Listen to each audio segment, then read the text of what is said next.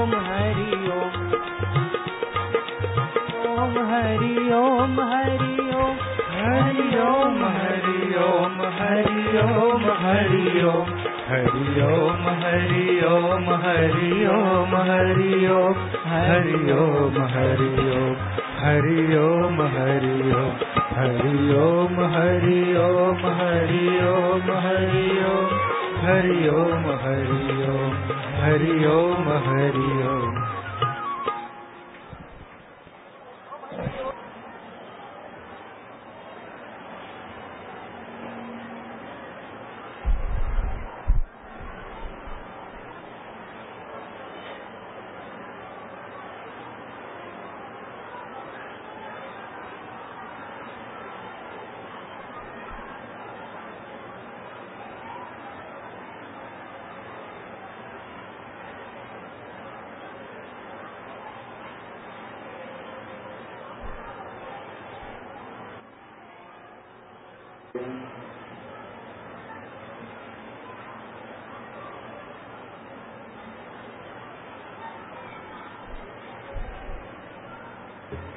हरि ओम हरि ओम।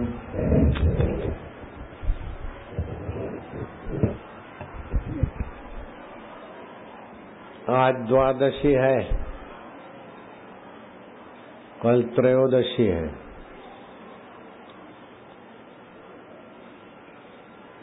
माघ मास 25 जनवरी से, आज 9 तारीख है, 25 तारीख से माघ मास लगेगा। 25 से 27 फरवरी तक। उन दिनों में कोई भी जल जलाशय गंगा जल तुल्य होता है। और पुराण में लिखा है कि माघ मास में जो सूर्योदय के समय स्नान कर लेता है उस पर भगवान प्रसन्न होते और वो निरोग रहता है। और उसके कुल में राज अस्थमा टीबी नहीं होती उसके कुल में। और वो आदमी शरीर शांत होने के बाद चंद्रलोक में जाता है और वहां से फिर वैकुंठ लोक जाता है। अगर पूरा एक मास स्नान नहीं कर सकता है तो अमावस्या का, पूनम का 2-3 दिन वाला स्नान भी करके वो अपनी सद्गति और कुटुंब में राज अस्थमा किसी को न हो ऐसा आशीर्वाद पा सकता है। भगवान का विधान का फायदा ले सकता है।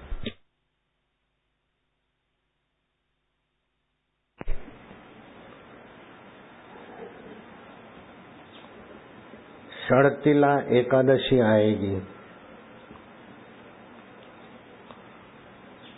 कलिका पुराण में लिखा है ये माघ मास के स्नान की महिमा। 10 फरवरी अमावस्या का, 25 फरवरी पूर्णिमा का स्नान तो जरूर करना चाहिए। फिर 6 फरवरी को षड़तिला एकादशी आती है। तिल का उपयोग करना चाहिए 6 प्रकार से। थोड़े तिल पानी में डाल के फिर स्नान करना। तिल और जौ का उपटन बनाकर शरीर को लगाना, उपटन में तिल डालना। तिल जौ आदि का हवन करना। तिल मिश्रित जल का तर्पण करना, भोजन करना और तिल का दान करना। ये षड़तिला एकादशी का महापुण्य कहा गया है। चरित्र बल से के समान कोई बल नहीं है। चरित्र बल के समान कोई बल नहीं है और निर्विकल्पता के समान शक्ति संचय करने का कोई साधन नहीं। संकल्प विकल्प में हमारी शक्ति का ह्रास होता है। ओमकार का अ उच्चारण करे और मां उसके बीच निसंकल्प अवस्था होती। और निसंकल्प अवस्था का ध्यान में सिखाऊंगा और रोज थोड़ा दिन करो तो 40 दिन में बहुत सारा आध्यात्मिक उन्नति होता है, लौकिक लाभ भी होता है। कैसी भी परिस्थिति आए अपने चित्त को समता में रखना, इसके बराबर कोई शांति नहीं है। जिससे उदारता, नम्रता, प्रसन्नता बढ़े वह सब पुण्य कर्म है। उदारता, नम्रता, प्रसन्नता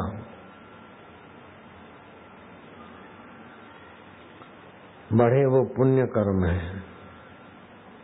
भय, लोभ, मोह, दुर्गुण बढ़े वह पाप कर्म है। पापी आदमी को भगवान की कथा रुचती नहीं है। तुकाराम महाराज कहते हैं कि जिनके जीवन में गुरु मंत्र नहीं है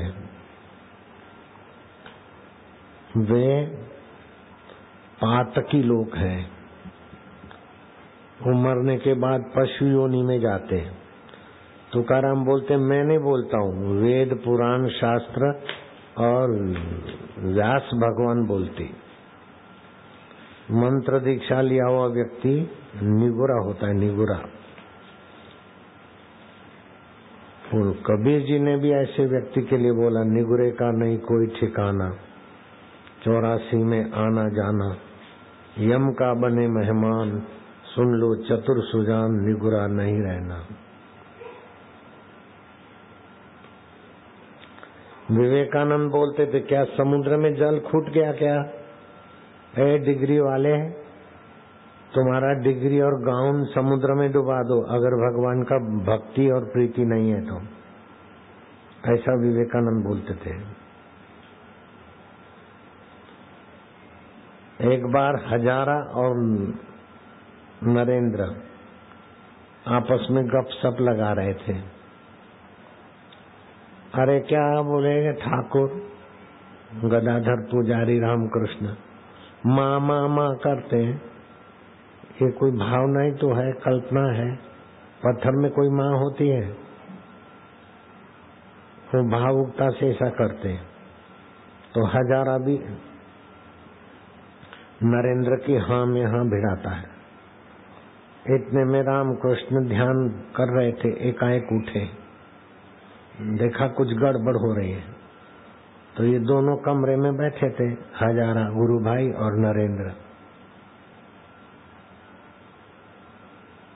अरे क्या बात कर रहे हैं? क्या भगवान नहीं है, माँ है, ये सब कल्पना है, ऐसा है क्या?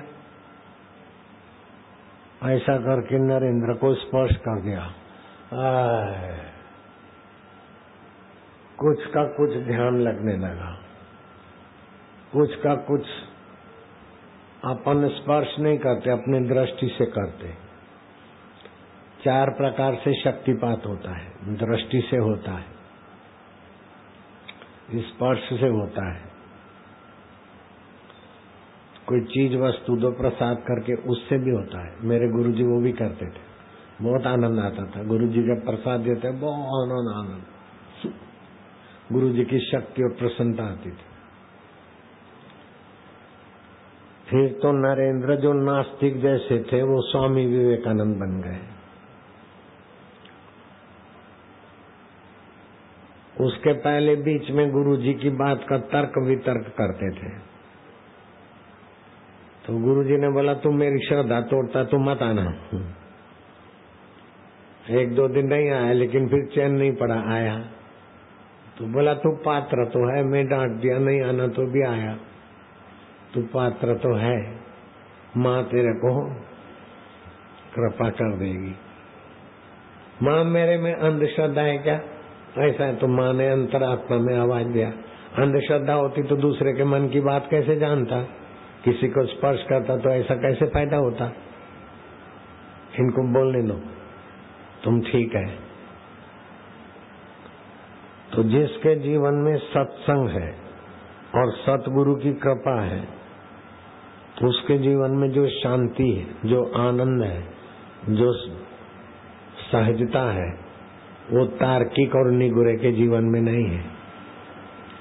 कबीर जी बोलते निगुरे का नहीं कोई ठिकाना, 84 में आना जाना, यम का बने मेहमान, सुन लो चतुर सुजान, निगुरा नहीं रहना।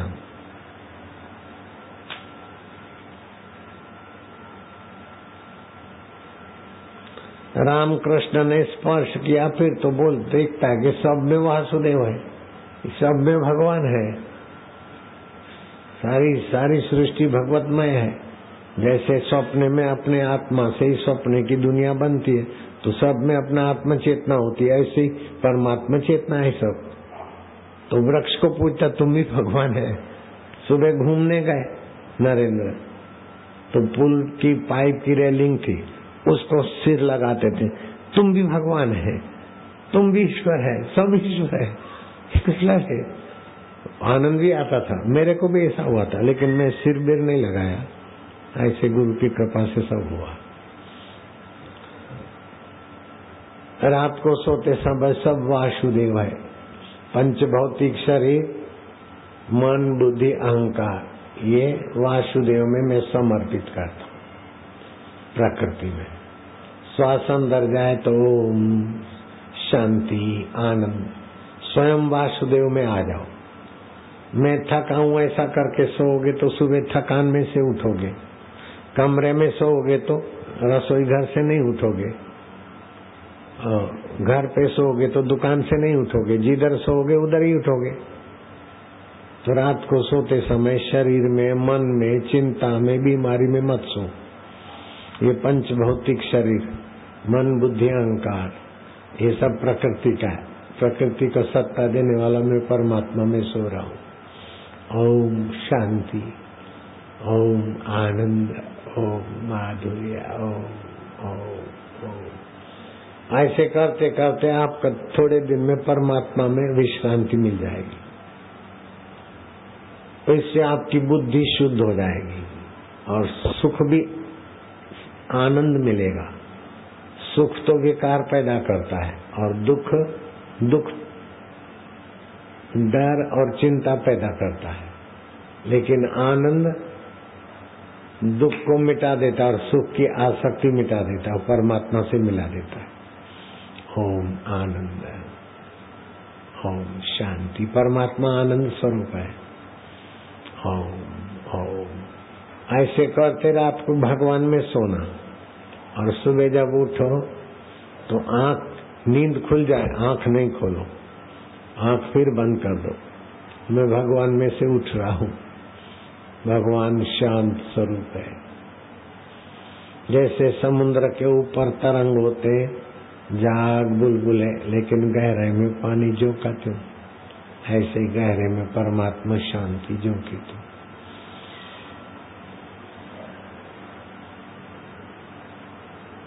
ये परमात्मा शांति साधक की बड़े में बड़ी संपत्ति बन जाती है। अशांतस्य कुतः सुखम, अशांत को सुख कहाँ, शांतस्य कुतः दुखम, शांतात्मा को दुख कहाँ। रात को परमात्मा में सो गए, सुबह शांत होकर परमात्मा से, फिर मैं बुद्धि में आया, अहंकार में आया, मन में आया, शरीर में आया, बीच बीच में हरे गोविंद नारायण हे माधव, ओम ओम। विनोबा भावे की माँ रात को सब कुछ भोजन करा के फिर भगवान के सामने देखती, नारायण हरि पांडुरंग, कोई गलती हो गई तो माफ करना, मैं तुम्हारी हूँ, एक कर्म बंधन तुम्हारी कृपा से छूटेगा, हे गोविंद, हे बाप, हे प्रभु, हे नारायण, हे वास। ऐसे करते करते उनकी आंखों में पानी आने लगता। विनोबा भावे लिखते कि मेरे पर माँ का भक्ति का संस्कार बहुत अच्छा। रात्रि को माँ पूजा भगवान को प्रार्थना करके फिर दही जमाती। तो छोटे थे तो देखते थे और बड़े हुए तो बोले कि माँ क्या दही जमाते समय, माँ जब पांडुरंगा मेरे परमात्मा, मेरा अच्छा दही जमाना आप। इसमें भगवान को काहे को घसीटते, दूध में दही डालते तो दही बनता, इसमें भगवान दही जमाने आवे, ऐसा काहे को बोलती। अरे बोले विनिया तेरे को पता नहीं, तू माइट पड़त नहीं। दूध में दही डालने से, दही जामन डालने से दही होता है, ये भी भगवान का नियम है। जब मैं हाथ में जामन दही लेती हूँ और भगवान का नाम लेती हूँ तो दही में भगवत का सत्ता आता है, तो दूसरा दूध वाला दही भी अच्छा बनता है। कितना अच्छा खाता है रोज दही। विनोबा भावे लिखते कि मैं जेल में था तो बहुत प्रयत्न किया, लेकिन मेरी माँ के हाथ का दही जैसा जमता था ऐसा मेरे से नहीं जमता था। कभी तो जमे नहीं, कभी खट्टा हो जाए, कभी कच्चा जमे, कभी पानी छोड़ दे। अब मैं तो तुम्हारे आगे बापू जी हूँ, लेकिन मेरी माँ तो मेरे से बड़ी थी ना उम्र में, वो कितनी बड़ी, 80 साल क्या हो गया। तब भी मैंने माँ को बोला, मैं जानता था अब उससे काम नहीं होगा, बड़ी उम्र है, तो भी मैं बोला कि तुम थोड़ा मेरे को अपने हाथ से रोटी बना के दो। बापू जी, और दुनिया के लोग रोटी खिलाने को तो हाथ जोड़ के खड़े रहते हैं। मेरी माँ तो 80-85 की कितने की हुई होगी, उस बड़ी उम्र में मैं बोला तो माँ ने फिर रोटी बना दी। तो भगवान के नाम में जो रस होता है और पुत्र के लिए जो सद्भाव होता है, रोटी का भी स्वाद बदल देता है। और ऐसा स्वाद लेने के लिए भगवान पांडुरंग कभी कुछ लीला भी करते। एक धनी सेठ थे, खूब पैसा था, लेकिन एकादशी को पंढरपुर जाते और 12 को साधु ब्राह्मणों को भोजन कराते, ये नियम था। फिर अपने गांव में अकाल पड़ा, ऐसा अकाल पड़ा कि महाराज अनाज महंगा हो गया और मिले नहीं, पशुओं को चारा नहीं मिले, मनुष्य को अन्न नहीं मिले, मनुष्य मरने लगे। तो उस दंपति ने सोचा कि अपनी पैसा रुपया क्या काम का, मनुष्य जाति दुखी है और अपन पैसे गहने और मकान में रहे, अच्छा नहीं। तो उन्होंने क्या करा, अन्न क्षेत्र खोला, जो भी आए भोजन करे, और जो खबर पड़े तो लोग भोजन करे, भूखे को अन्न, प्यासे को पानी, किसी को कपड़ा, किसी को कुछ, ऐसा देते सारी संपत्ति तो खत्म हो गई। पत्नी के गहने भी बेच दिए, खेतर भी बिक गया और मकान भी बिक गया। अब तो मजूरी करने लगे पति पत्नी खेती में। मजूरी मिले न मिले तो सूखी लकड़ी जंगल में से लाते और पंढरपुर में बेचते, 3 पैसा मिलता, 3 पैसा। तो एकादशी तो कल गई, आज 12 से तो 3 पैसे का आटा लाए। अब ब्राह्मण भोजन करे मेरा, अरे भाई जा, तेरे जैसे कंगाल का भोजन कौन करता है? सूखा आटा खाएंगे क्या? घी नहीं, तेल नहीं, सब्जी नहीं, मिर्च नहीं, और हम आटा ले तो दक्षिणा तो देगा नहीं, 3 पैसे कम आता है, हम नहीं चाहिए। बड़ा दुखी हुआ। इतने में पांडुरंग अंतरात्मा तो है, एक वृद्ध का रूप लेकर बूढ़े ब्राह्मण का, अरे भगत मैं बहुत भूखा हूँ, ये तेरा आटा दे देना मेरे को, मैं रोटी बना के खाऊंगा। अरे ब्राह्मण पे आटा तो देता हूँ, लेकिन मेरे पास दक्षिणा देने को नहीं, तेल घी कुछ नहीं है, सूखा आटा है। अरे बोले लाओ ने सूखा आटा, टाइम खराब करता, मेरे को भूख लगी। वो पांडुरंग ब्राह्मण के रूप में उससे आटा लेते। तो रुकोबा ने देखा कि ऐसे पवित्र भक्त जो सब कुछ हमारे लिए लुटा दिया, उसके हाथ का आटा पांडुरंग अकेले क्यों खाएंगे? तो रुकोबा एक वृद्धा ब्राह्मणी बन गई। पतिदेव आपको क्या भूख लगी, मेरे को नहीं लगी, तब मैं बनाती हूँ। और ब्राह्मण बोले एक आदमी खाएगा, तुम दोनों पति पत्नी काय को इतना तकलीफ करते? बोले नहीं हमको ये अच्छा लगता है, बड़ा स्वाद है इसमें, जाओ कहीं से लकड़ी ले आओ, कहीं से कुछ ले आओ। ओ ब्राह्मण गया, ओ ये भगत गया, यात्री लोग बना रहे थे, तो उनसे किसी से गोबर का कंडा मांगा, किसी से कुछ।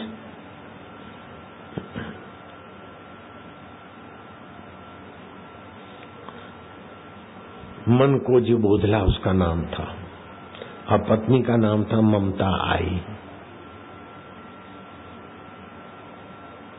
बरार प्रांत, धामनगांव महाराष्ट्र में। वो धामनगांव के थे, लेकिन पंढरपुर में वो आटा ब्राह्मण के रूप में भगवान ने लिया और ब्राह्मणी के रूप में रुकबा आटा गूंथती है और वो लकड़ी ले आए और गोल गोल मोदक बनाए ऐसे मोटी मोटी रोटी और दोनों खाए। उसके पहले ब्राह्मण वेशधारी भगवान बोलते मन को जी और भगत मन को जी बुदला लो तुम खाओ। नहीं नहीं नहीं मैं नहीं खाओ, एक आदमी का खाना है, आप दोनों खाओ, कुछ टुकड़ा बचेगा तो मैं जरा खा के पानी पी लूंगा। मेरे को बड़ी शांति मिल रही, बहुत अच्छा लग रहा है, आज मेरा जन्म सफल है। ऐसे ऐसे गरीब ब्राह्मण आप आए, मेरा आटा लिया, कोई ब्राह्मण नहीं लेता था, आप बड़ा दया किया। भगवान अंदर से खुश हो रहे हैं, बाहर से रहस्य नहीं बताता।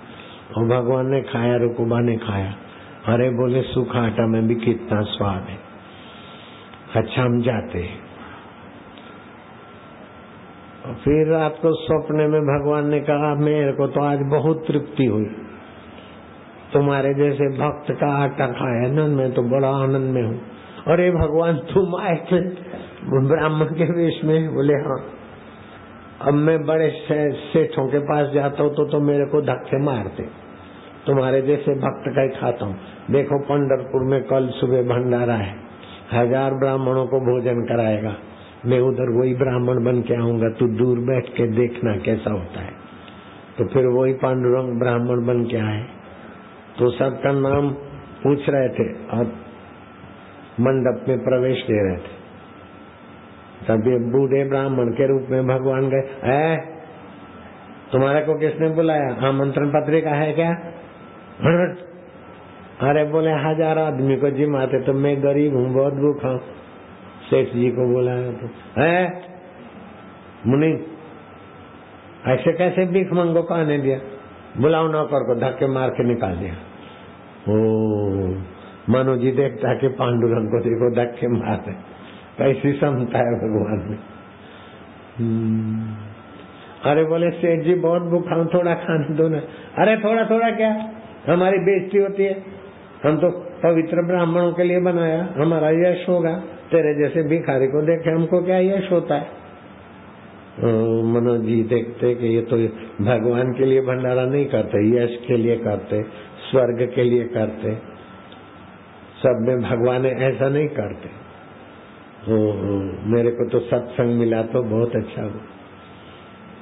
दूर जाके वो ब्राह्मण वेशधारी पांडुरंग बोलते अब देखो इनको मजा चखाता हूँ। जरा संकल्प किया, वायु प्रत्यक्ष ब्रह्म सी, तू भी ब्रह्म है परमात्मा है।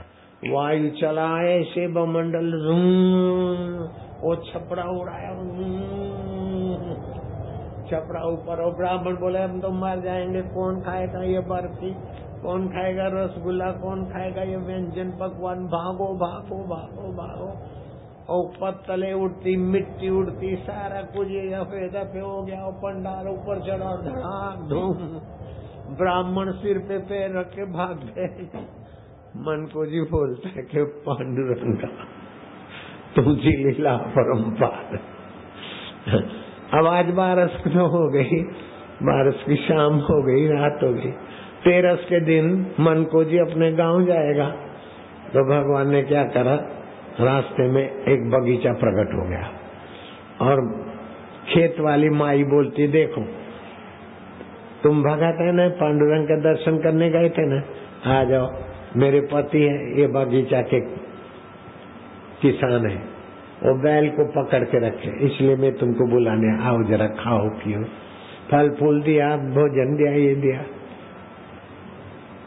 मन को जी तृप्त हो गया, जिंदगी में बड़ा अच्छा लगा। वो करके जब मन को जी बाहर जाए, मन को जी उसकी पत्नी सोचा कि रोज आते जाते इस रास्ते में तो कोई बगीचा था नहीं, इतना सुंदर बगीचा कैसे आया? जाते समय तो कुछ नहीं होता, रोज आते 15 दिन में। जरा पीछे जाके देखे तो कोई बगीचा नहीं। ओ कोई खेती वाली बाई भी नहीं, आदमी भी नहीं, भगवान प्रकट करके लीला उसकी सेवा कर दिया। ऐसा हो सकता है। जैसे भरत भगवान राम को बुलाने गए तो रास्ते में भरद्वाज ऋषि का आश्रम था, तो सुमन, मंत्री और अयोध्यावासी और भरत इतने सारे लोग आए, मेरे अतिथि हैं। तो भरद्वाज ने संकल्प करके सब बना दिया। जब वो चले गए तो सब छू। ऐसे समर्थ रामदास के पास शिवाजी गए और सत्संग लेते, बात करते। दोपहर हो गया। अरे शिवा अब कब जाएगा, जरा भोजन करके जाओ। बोले गुरुजी इधर तो। अरे बोले नहीं नहीं, वो पहाड़ है ना, वो पत्थर हटाना, अंदर घुसना, वो गुफा में गर्मा गर्म भोजन है, पकवान, भोजन, दाल, सब्जी, रोटी सब। वो गए शिवाजी तो देखे इधर कैसा पहाड़ के अंदर इतना व्यंजन बना के कौन देगा। शिवाजी और शिवाजी अकेले तो नहीं जाते थे, यवनों का विद्रोह रहता था, तो शिवाजी के साथ उनके अंगरक्षक के घोड़े सवार सब तृप्त हो गए। शिवाजी ने पूछा कि गुरु महाराज ये काय लीला है? अरे बोले तुकोबा से पूछना क्या लीला है। सबका आत्मा ब्रह्म है, जितना आत्मा में शांत होते उतना सामर्थ्य आता है। ये तुकोबा तेरे को बताएंगे। ओ शिवाजी अपने राजकाज में आए। थोड़े समय के बाद शिवाजी तुकोबा के पास देहू गांव में, देहू गांव नाम सुना है ना, देहू गांव के तरफ चले तो 3 मील दूरी, दोपहर हो गया। शिवाजी ने पड़ाव डाला और घोड़े सवार को भेजा, तुकोबा से आज्ञा ले लो कि हम दर्शन लेना चाहते हैं।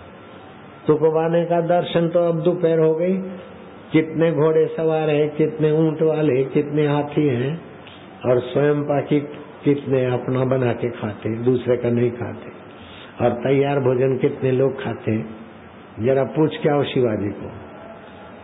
तो शिवा ने बोला कि अब गुरु महाराज से क्या हम इतना सेवा लेना, एक चिल्लू भर के आटा दे दो तो राज्य का रसोड़ा में हम डाल देंगे, आपका प्रसादी समझ के खाएंगे। ऐसा करके घोड़े सवार गया।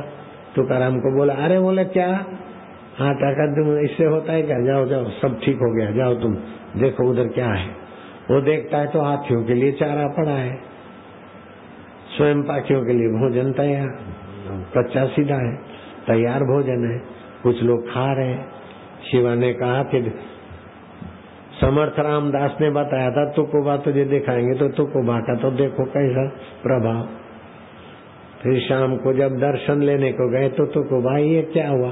अरे बोले बाहर से तो हम गरीब है, पत्थर की मंजीरा है, लेकिन लक्ष्मीपति की तिजोरी हमारे पास रहती है। तो जब भगवान के साथ एकाकार होते तो क्या क्या शक्तियां भगवान दे देते। हरि को भजे सो हरि को होया, जात पात ना पूछे कोई। सोचा मैं न कहीं जाऊंगा, यहीं बैठ के अब खाऊंगा, जिसको गरज होगी आएगा, सृष्टि करता खुद लाएगा। ये तो सुबह को हम नहाने गए तभी मेरे मन में विचार आए। अब 2 किसान आए, दोनों सिर पे बांधे साफा, खाद्य पिए लिए दोनों हाथ, बोले जीवन सफल है आज, अर्घ्य स्वीकारो महाराज। सपने में मार्ग देखा तो मेरे को तो सुबह विचार आया, लेकिन भगवान कैसे अंतर्यामी के पट्टा सुबह ऐसा करके बैठ जाएगा तो रात को 3 बजे उनको स्वप्न दे दिया, रास्ता दिखा दिया। वो कैसा है जो सब कुछ जानता है, सब कुछ कर सकता है और हमारा परम हितैषी है, उसी का नाम परमात्मा है, जो हमको कभी नहीं छोड़ सकता, जो हमारा साथ नहीं छोड़ता, हम जिसका साथ नहीं छोड़ सकते उसका नाम परमात्मा है। और जिसका साथ हम रख नहीं सकते, पत्नी को सदा साथ में हम नहीं रख सकते, पति को भी साथ में नहीं रख सकते, अरे अपना शरीर भी साथ में नहीं रख सकते, शरीर भी छोड़ देना पड़ता है, लेकिन आत्मा परमात्मा को तो हम नहीं छोड़ सकते। वही आत्मा परमात्मा है, लोक लोकांतर में भी वही चैतन्य के साथ ही हम रहते हैं। तो भगवान मेरे हैं, रात को सोए ना, मैं भगवान में सोता हूँ, जिसको कभी नहीं छोड़ सकते, मैं उस परमेश्वर में विश्रांति पा रहा हूँ। जीभ तारवे में लगा दो, श्वास अंदर जाता है तो बाहर आता है तो एक, श्वास अंदर जाता है ओम, बाहर आता है तो गिनती। ये विश्रांति योग है। आप आधा भी हो विठल विठल, ये तो शुरुआत वाले के लिए है, आगे के साधक के लिए तो बस ओम।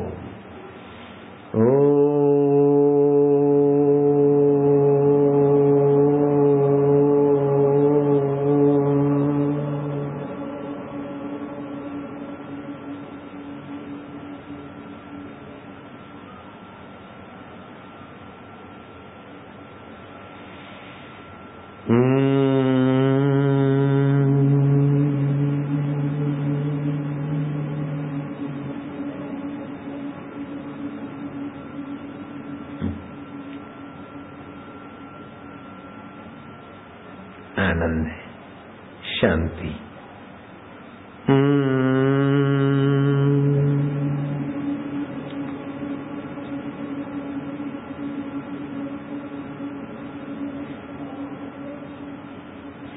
उजवा नाक से श्वास लो, उसमें ओम भरो और डावा नाक से श्वास छोड़ो, फिर डावा से लो और मन में जपो ओम शांति, ओम आनंद, और उजवा से छोड़ो, फिर लो उजवा से, मन में रोको श्वास, ओम शांति, ओम आनंद, ओम अंतर्यामी प्रभु, डावा से छोड़ो। ऐसा करो 2-4 बार।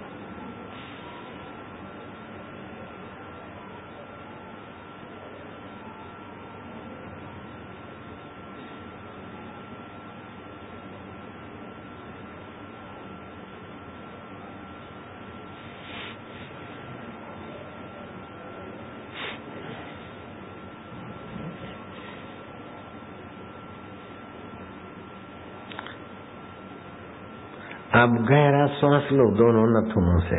संध्या का समय है, बहुत लाभ होता है, शांति लाभ, बड़ा लाभ है। गहरा श्वास लो दोनों नथुनों से, गहरा गहरा गहरा श्वास रोको। मैं भगवान का हूँ, भगवान सत्य है, शाश्वत है, नित्य है, मेरे आत्मा है। ओमकार उनका स्वाभाविक मंत्र है, मैं उसका जप करूंगा, मेरा याद शक्ति भी बढ़ेगी और भगवान की प्रीति भी बढ़ेगी। रोज ऐसा करना चाहिए। लंबा श्वास लिया,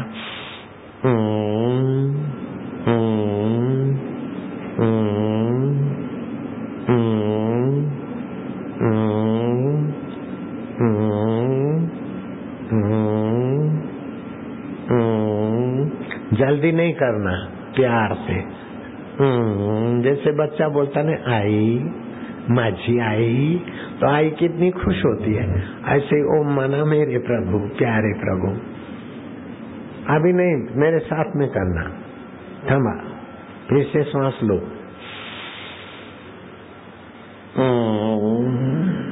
थमा थमा,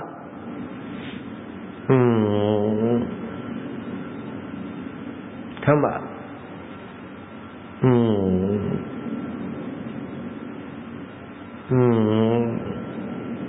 आनंद आएगा, हंसी आएगी।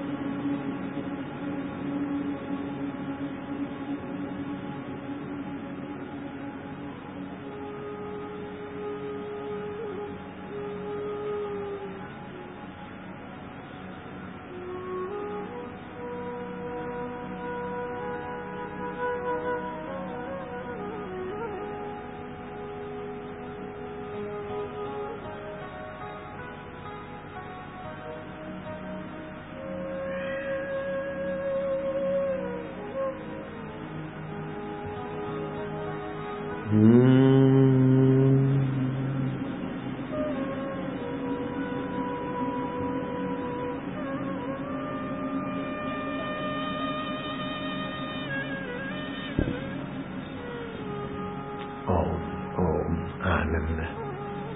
ओम प्रभु जी, ओम प्यारे जी, ओम ओम। अपने बच्चों को और पड़ोस के बच्चों को इकट्ठा करके ये मैं सिखाता हूँ, ऐसी साधना सिखाओ। बच्चे अच्छे आत्मा होंगे, शराब नहीं पिएंगे, दुराचारी नहीं होंगे, जुल्म नहीं करेंगे और जुल्म सहेंगे भी नहीं। ऐसा आत्मा शक्ति विकसित होती है। उद्यमी बनेंगे, साहसी बनेंगे, बुद्धिमान बनेंगे, उत्साही बनेंगे, पराक्रमी बनेंगे। ऐसे सद्गुण आएंगे बच्चों में। तो अपने और पड़ोस के बच्चे इकट्ठे करना, फिर कारपेट बिछाना, क्योंकि ऐसे ही बैठेंगे तो जप करने से जो आध्यात्मिक बिजली ओरा पैदा होगी ना, अर्थिंग मिलने से धरती में चली जाती है। या तो गर्म कपड़ा कंबल हो, या तो प्लास्टिक हो, या तो कोई कारपेट हो, कुल मिलाकर विद्युत का कुचालक आसन। फिर बच्चों को इकट्ठे करके बैठा दिया। अब तुम्हारे घर के बच्चे, पड़ोस के बच्चे तुम्हारे बच्चे हैं, तुम तो मेरे बच्चे हो, चाहे किसी के बाप हो, लेकिन बापू के तो बच्चे हो। अष्टावक्र 12 साल के गुरु, और जनक को बोलता है बच्चा। आनंद ये तो है, बापू के बच्चे नहीं रहते, कच्चे। क्या करना है कि देखो बेटे, दोनों कान में उंगली डालो, कमर सीधी, गर्दन सीधी, श्वास गहरा लो। मैं भगवान का हूँ, भगवान मेरे हैं। ओम स्वरूप भगवान का दिव्य मंत्र है। पेट की खराबियां, दिमाग की कमजोरी, कावी और कई बीमारी दूर हो जाती है और याद शक्ति बढ़ती है और भगवान प्रसन्न होते हैं। मैं वो ओमकार मंत्र जपूंगा भगवान का।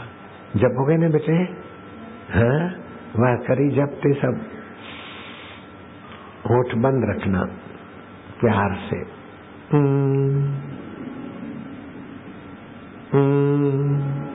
आनंद आएगा। अरे कच्छी,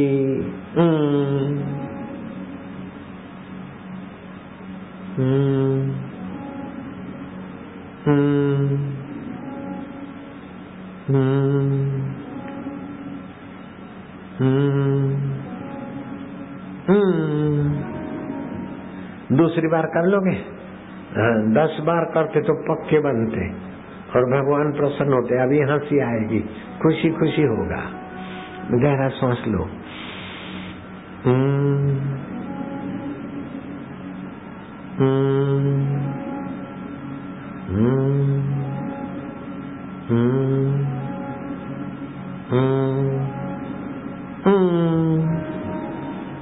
आनंद आएगा। अभी हंसोगे तुम, देखना कि ओमकार मंत्र दिल पवित्र करता है, खून पवित्र करता है, दिमाग पवित्र करता है, पेट को निरोग बनाता है और भी बहुत फायदे हैं। तीसरी बार गहरा श्वास।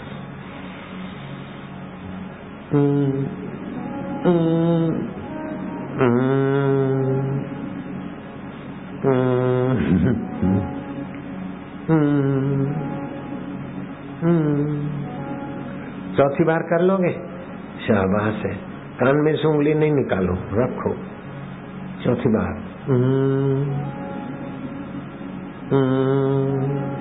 आनंद आता है। आनंद से पाप भी नष्ट होते, रोग भी नष्ट होते और भगवत प्राप्ति सुगम होती है।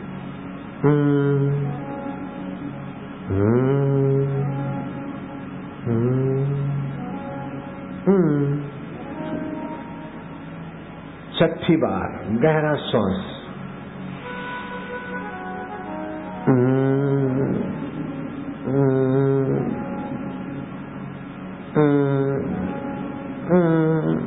आनंद आता है।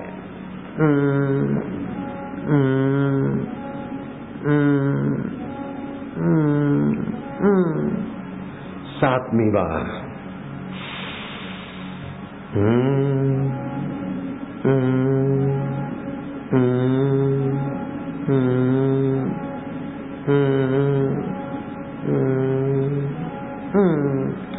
आठवीं बार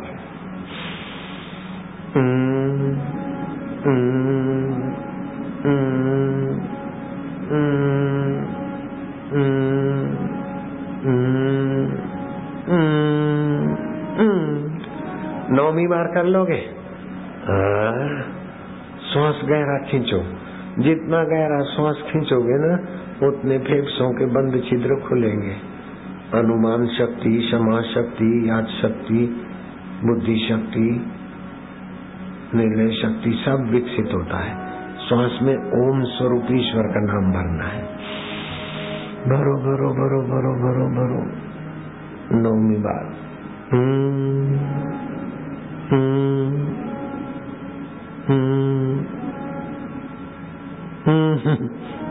हंसी आएगी, प्रसन्नता हुई।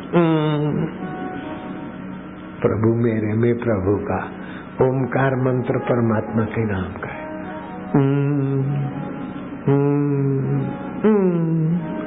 दस बस आखिरी है।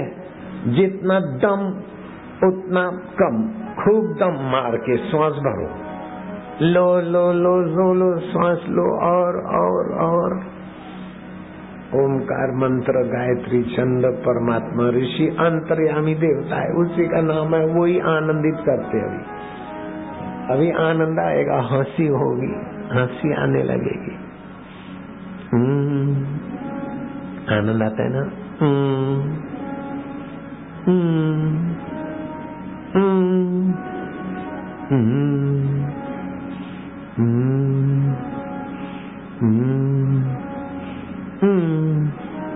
बस सोया।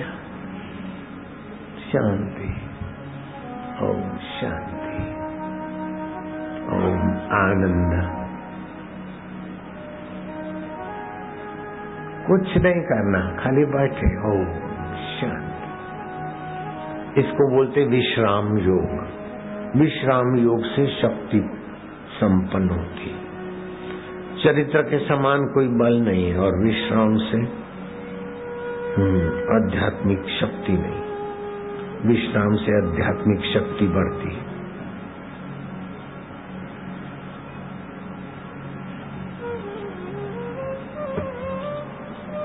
तुकाराम बोलते हैं, तुझे नाम माजे मुखी असो देवा, तुझा नाम भले तरले पतित। मोहिनी माजे चित्त तुझ्या पाए, तू का माने तुझे नाम है। सादर गाता निरंतर सुख बाटे। हे देवता, तेरा नाम मेरे मुख में सदा रहे। तेरे नाम के बल से पतित लोग तर जाते हैं, इसलिए मेरा चित्त अखंड तेरे चरणों में शांति में है। तुकाराम कहते हैं, तेरा नाम इतना सुंदर है कि गाते गाते समय हमेशा हमें नित्य सुख, नित्य आनंद आता है। ओम आनंद। ओम प्रभु जी, ओम प्यारे जी, ओम मेरे जी, ओम ओम।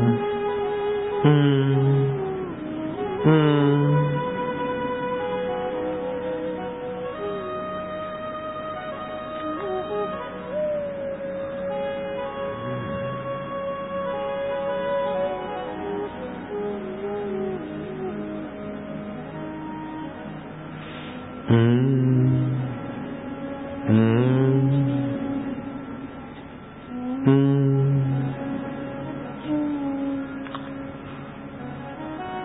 बैठे